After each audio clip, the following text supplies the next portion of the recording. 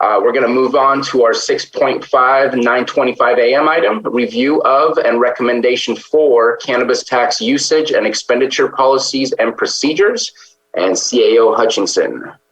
Thank you, Mr. Chair. Boy, we're staying nicely close. We're trying. Very good. I have the pleasure of introducing Patrick Sullivan, our tax administrator, who will present this item to you. Thank you, Patrick. Good morning. I'm here to present the revised County of Lake cannabis tax usage and expenditure policy. We made a few last minute changes this morning just to streamline the formatting and clarify a few points. So if it would please your board, I could share a screen just to reflect those changes. Please.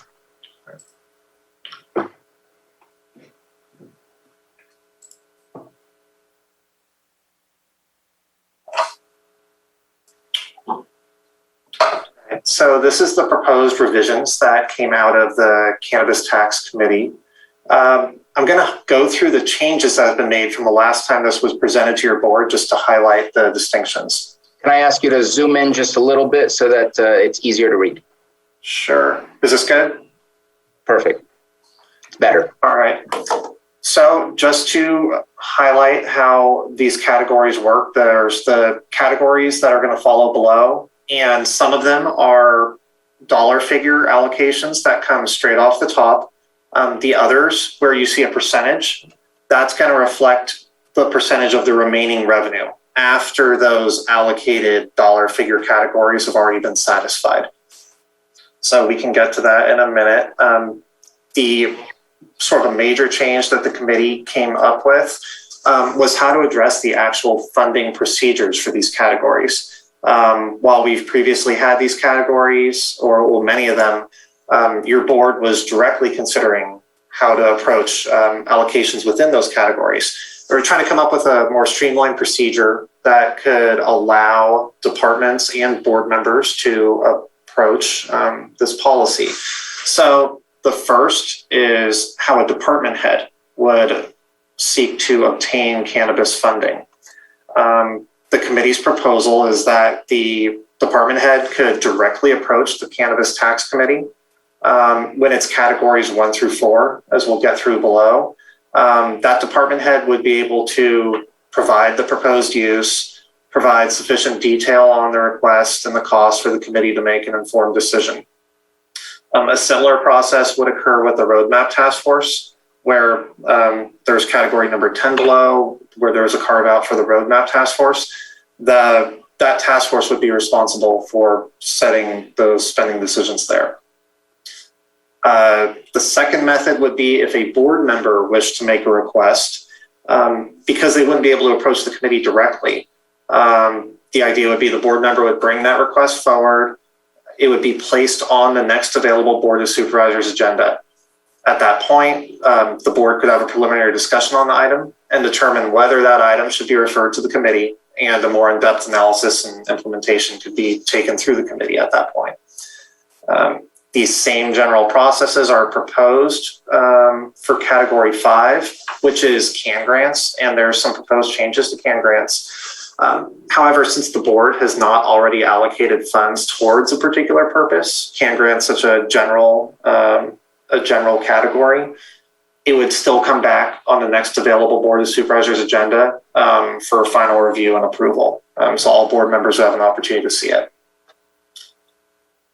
At this point, I can run through these categories. Number 1, there were no real changes here. 30% would go to planning, code enforcement, water resources, or environmental health. And again, that's 30% of the remaining balance after those allocations come off down below.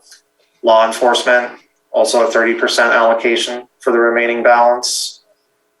Economic development, housing and risk reduction, 30%. Youth programs, 10%. There was a small change here. We, during the last board discussion, we broadened this a little bit. We took out some of the other language and left it with a broader definition of youth programs, just to open more opportunity. CAN grants, this is where one of the other substantive changes came out of the committee. Previously, as your board is aware, we have offered application rounds for CAN grants where departments could submit proposals. They had to have a defined budget. This is recommended as a change to that. Our understanding is that it's been hard for certain departments, especially those that don't have a lot of resources, to get out in front of the application process to fully develop a proposal. This allows any department that doesn't fit into one of those categories that's discussed throughout this policy, there would be an opportunity for them to request funding through this process, and that's what that CAN grant allocation would become. And $500,000 is recommended there. Workforce retention development, $3.25 million would be the direct allocation there. Just the other highlight is these funds would be allocated as necessary to offset general fund costs. Board of Supervisors discretionary fund, the $500,000 with the $100,000 allocation by district. There was no recommended change there.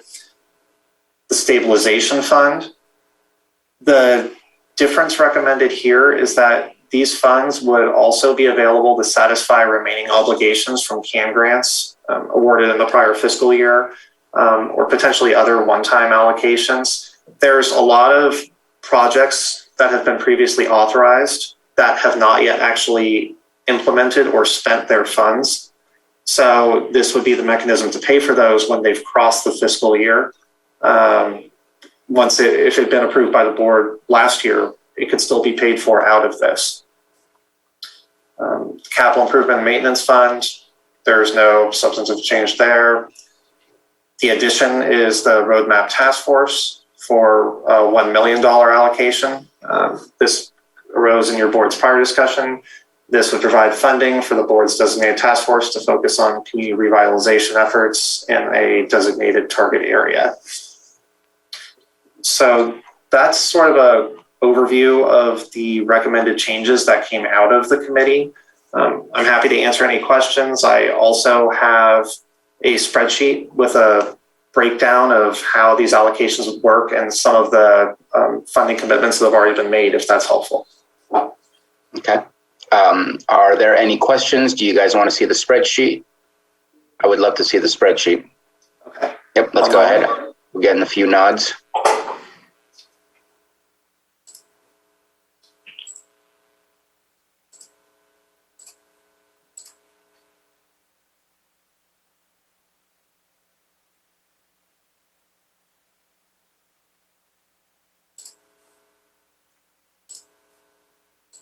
All right. Can everyone see this all right?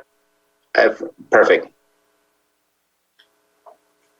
So this spreadsheet reflects the categories that are in the policy.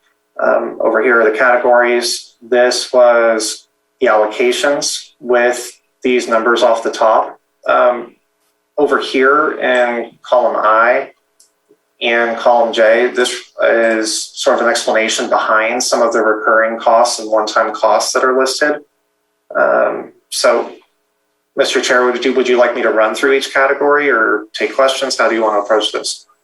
I'd say let's go with questions, just because it's similar to the categories you just went over on the actual policy itself, unless other board members wish to go through this in much more detail. Are there any specific questions about what we're looking at here?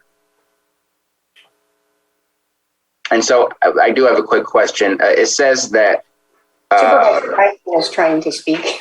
Oh, didn't see it. Sorry, Supervisor Pryska. Thank you. I was just curious about what I don't believe that everything for the 1920 budget was spent down, and if there's carryover in any of these categories. If you could help explain that, Patrick, that'd be great. Sure, I can get into that a little bit. Yes, a lot of money was not spent, and for example, CAN grants, there's approximately $700,000 remaining in CAN grants that were authorized, where those funds have not been spent. There was also $500,000, I believe your board wished to access the $500,000 allocation for last year as well. So that would also be out there. I can give a rough estimate of what has actually been spent in terms of what we've taken in, or what remains. As of last month, there was about 9.4 million still unspent from prior year allocations. But just remember, some of that is already earmarked for these other items. And also the rest of that, what had previously been expressed, a lot of that was going to be used to fill that stabilization fund, so that this year's revenue would be available. And I think if you wanted more specifics, I might actually recommend Stephen Carter speak to that as well. I was just curious about the economic development, housing, and risk reduction category. Was the $400,000 from Middle Creek the biggest cost, right? But didn't Supervisor Simon and I request money for the Risk Reduction Authority from that? And I'm just wondering what was left over. So I believe that risk reduction spending came out of last fiscal year. Just a moment here. That was the funding for a position, right? It was $26,000 $26,000, that's to right. assist the Risk Reduction Authority in hiring a consultant to support their efforts. Yeah, that was allocated in last fiscal year, I believe. And I don't know that that has actually been spent yet. I'd have to look into that. I know as of last month, $408,000 total in tax expenses had actually been spent, but we're aware that a lot of programs are in the process of submitting their expenses, where they have done work and simply have not billed yet for it. And so that's why that transfer hasn't been made. So I think to get into a deeper accounting of what's unspent, we would probably request further time for research on that. I do want to say one thing. Sorry, this is Stephen Carter. Please. The Risk Reduction Authority was transferred in May. So Fund 417, which is Risk Reduction Authority, does already have the cash. Okay. And how much was how much of that account was not earmarked last year for spending? Of economic development, housing, and risk reduction. Let's see, again, I'd probably have to look into it. And I think that may get to a deeper question here of how we were reviewing this, because we were taking most of that money that was left in these categories as we sort of created this new policy to fill that stabilization fund. So this year it's not really operating the way we intend this to work in the future. Because those remaining allocations, where they exist, we were using it to fill that stabilization fund, create that reserve, so that it would be fully funded in the future. We wouldn't have to take the money out. Or take some new money and put it into the reserve. So basically we created a good base, and now going forward, it would basically carry over like that. Okay. I think what would be great, if it's possible, is to get a breakdown since 2018, when we started our cannabis industry and our legal licensing, to kind of get what did we receive in taxes, what did we spend in taxes, and then in 2019, 2020, again, same thing, what did we receive, what did we spend, and then I believe 2021 is when we created this sort of worksheet, so that then we can see not only what did we receive, but what categories were used to spend. And then again, seeing what we have here. And correct me if I'm wrong, but what we're planning to spend with this policy is all the money that we've collected thus far through 2021, not implementing the money we anticipate to receive in 21-22. That money will be eligible to spend in the following fiscal year. Am I correct with that? So I think that would be another change. And again, I don't know if Stephen Carter wants to weigh in, but part of the change now is that we have satisfied that stabilization fund, which would make funds more readily available. Stephen, I don't know if you wanted to weigh in on this. What I believe he's talking about is previously we had to leave it in cannabis for a while because they were able, growers were able to be repaid. That is no longer the case. We don't bill in advance now. We bill in arrears, correct, Patrick? So that's Right. not the same scenario to where the money we received this year is pretty much available this year. So this is considered this year's money, and anything that we received in the past is either being spent or is already allocated or is part of the reserve. Okay, so there's the anticipated accrual of the taxes based on what we know of permits and whatnot, and that will be implemented in these percentages. And if the workforce retention and if the BOS discretionary and all those that have set amounts and don't get drawn down during that year at all, do they reaccrue the same amount or do they remain? Because I'd like to separate that. I know that we did 200,000 for the board because we didn't have the ability to spend. And there's going to be times where board members are looking to collect more in order to get to a larger project. I think that the deferred maintenance, the roadmap task force, all that, we need to spend those as we get them. But I'd like for some of them to still continue accruing. How do we split that up? Well, if I could speak to that, I believe going forward, now that this policy is in place, we can track that going forward within each category. So the way it is set up, it would roll over within each category unless some of it was being used to satisfy a stabilization fund if that had to increase in the future. So otherwise, as time goes on here with your board, we could include basically another column in this sheet with more detail about how much was spent and what remains in each allocation. We can also have like a carryover column and then the new monies and then what's available. Right. All right. Now, going forward would be much easier because of the fact that we satisfied, that base packing. Right. What's the other thing that I wanted to ask about? If it's possible to get that worksheet to kind of really get the history of what we've collected and what's been spent, just to really see, because I know we see 10 million down here at the bottom for total revenue, but my guesstimate based on our anticipated revenues for today is that it's going to probably be a lot closer to 20. And I can speak to that as well. When we initially received data from community development on how many permits are out there and what the cultivation square footage is for each one, we billed higher than what ultimately is the true billing, because many cultivators had actually made adjustments. They had phased in. There were issues with getting a state license, for instance, that prevented many people from cultivating. So a lot of tax bills have had to be adjusted. So while we billed a lot higher for the last 2 months, we've basically been making adjustments downward. So that's why we use an estimate of 10 million for the moment, because last year we brought in 8.5 million. We have every reason to believe we would get more than that, but not as much revenue as is actually reflected by the total allocation you would see with CDD. And then my last comment, Mr. Carter.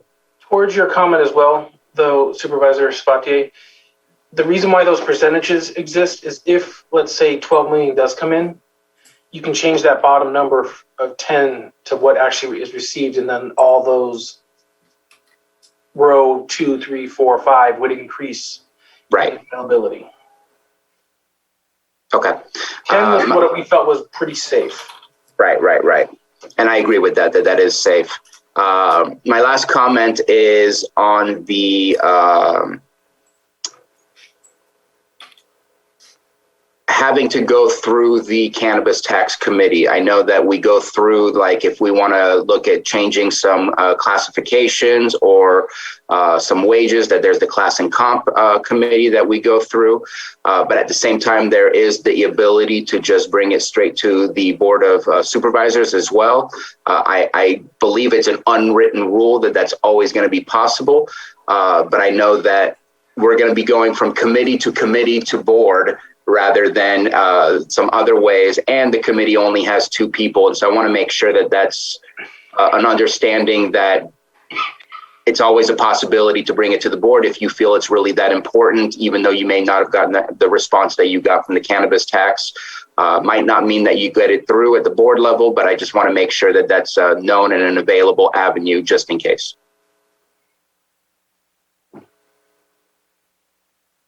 And if we can stop sharing, because I can't see all supervisors and not sure if there's any further questions or comments. Anything further?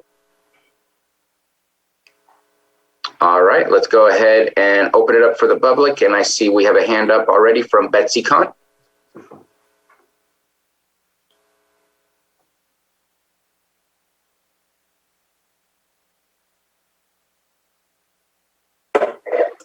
Good morning, Chair. Good morning. Oh, you muted yourself.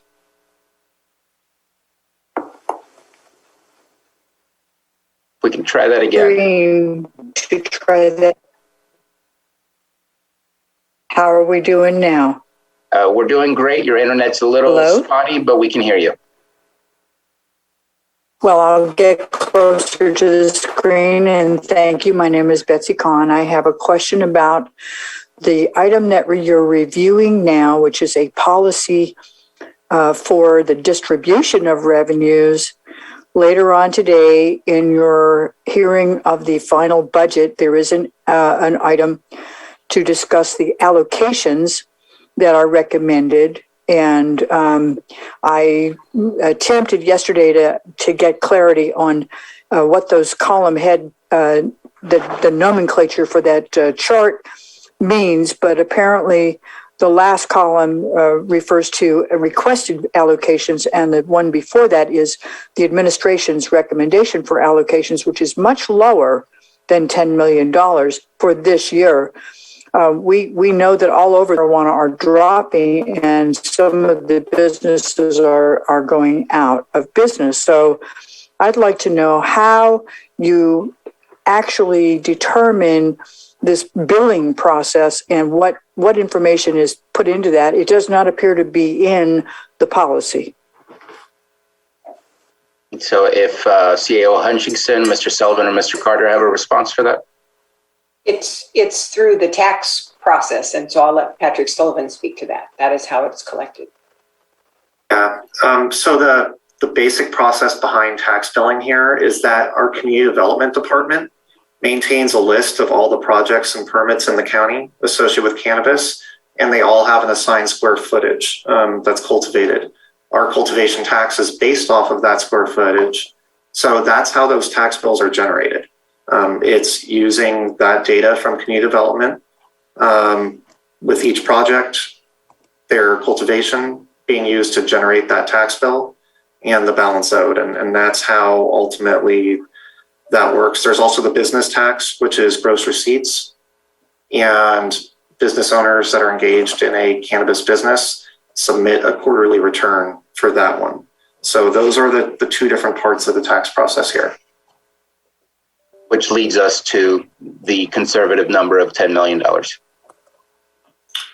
Right, because the authorized allocation in the county is higher than that, but our past experience has shown us that that higher number is subject to a lot of different factors that can reduce it. Thank you. Mr. Carter? I'm also aware of Ms. Kahn's question before, and that answers part of it. But if you look within the report that shows in the budget book, what she's referring to is the admin adjustments final. When it's revenue, it shows as a negative. So we're adding 4.2 million. That's not the final number. That's what we're adding to. It's 12 million, I believe. Requested. It's 10.4. Okay. So the 10.4 is the actual request, adjusted requested. And that's 10 from tax, and it's 400 from the business. Okay. Thank you very much for that response. And I see we have a hand up from Director Metcalf. Yes, thank you, Mr. Chair. I have a question about the CAN grants. I see that this round it's sitting at $500,000. Is it still the same as it was the last round, where departments, if they choose to apply, is still at a maximum of $100,000?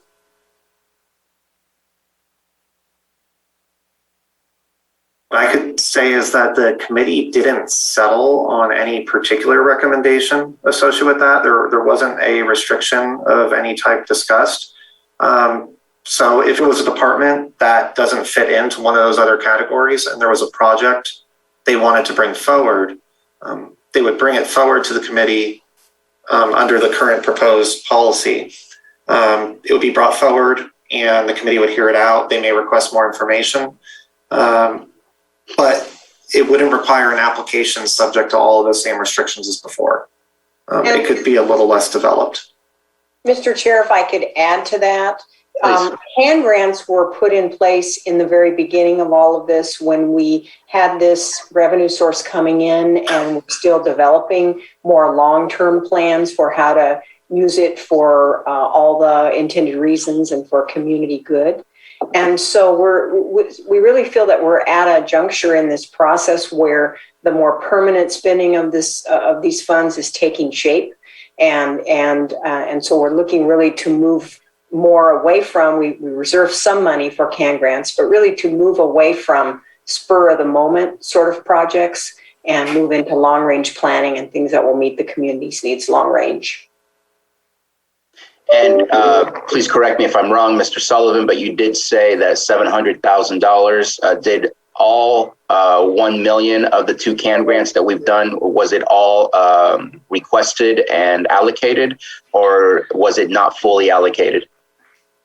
So that's the change that's reflected here, and that's part of the reason behind the stabilization fund alteration. All of those CAN grants that were authorized by the board and allocated, a lot of those projects have taken longer than anticipated. Those departments are still working on completing their proposal, but they haven't actually necessarily gone to the point where they would have spent that money yet. So that's why that was recommended to be addressed as part of that stabilization fund, since the majority of CAN grant money has not actually been spent yet.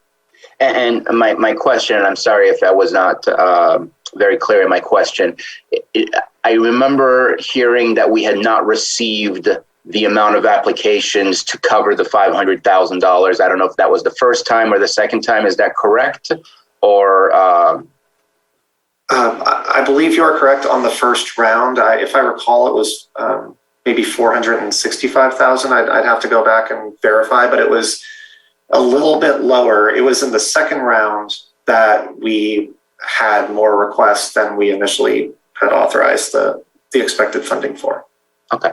Well, I guess my suggestion to Director Metcalf would be, if you don't ask, you definitely won't get, but don't go extreme and to the point that it also slims down where only one person would get the CAN grant for $500,000. Not saying that it's impossible, but definitely if you need 120, 110, or whatever the case might be, I would say don't be afraid to ask, because if you don't ask, then the answer is always no.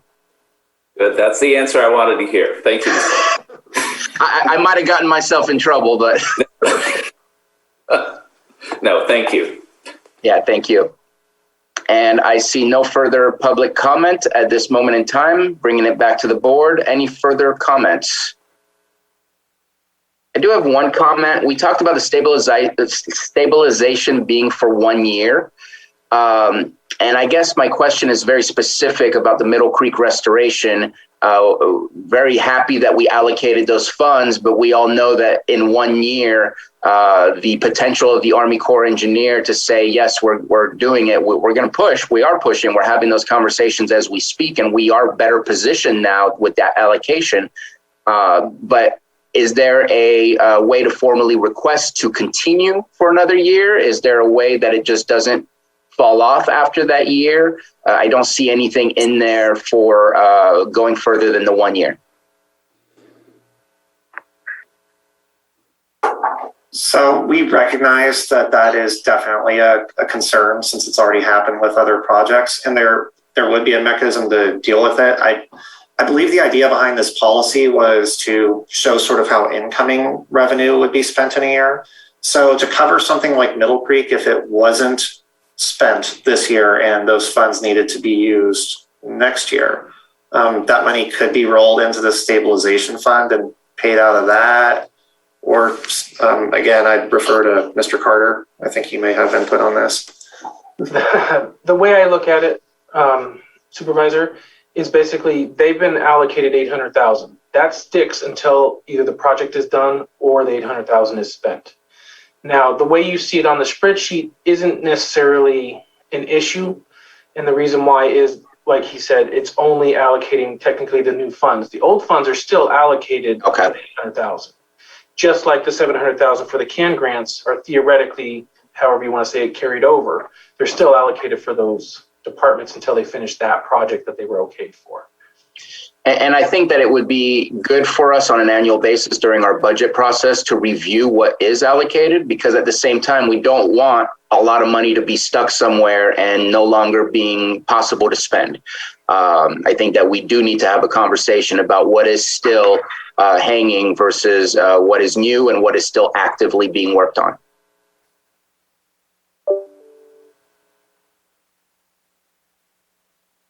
Those are all my comments. Any further comments or action?